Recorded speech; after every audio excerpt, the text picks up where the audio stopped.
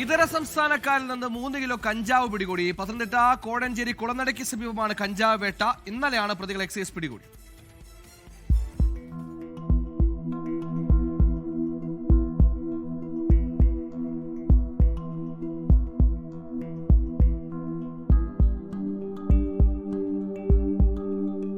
എക്സൈസിനു ലഭിച്ച രഹസ്യ വിവരത്തെ തുടർന്നായിരുന്നു പരിശോധന.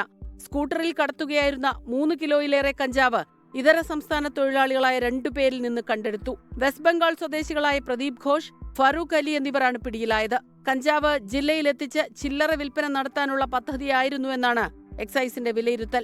ഇവരെ കേന്ദ്രീകരിച്ച് കൂടുതൽ പരിശോധന നടത്താനും എക്സൈസ് തീരുമാനിച്ചു. Pathanamthitta special squad excise inspector G Ajikumar, assistant inspector S Manoj അടക്കമുള്ളവരുടെ നേതൃത്വത്തിലായിരുന്നു ലഹരിവേട്ട. 24 പത്തനംതിട്ട. ലോകത്തെവിടെയായാലും ഏത് സമയത്തും 24 വാർത്തകളും ഓഗ്മെന്റഡ് റിയാലിറ്റി പാക്കേജുകളും എക്സ്പ്ലെയിനറുകളും വിശദമായി കാണാൻ ഞങ്ങളുടെ യൂട്യൂബ് ചാനൽ നിങ്ങൾക്ക് സബ്സ്ക്രൈബ് ചെയ്യാം.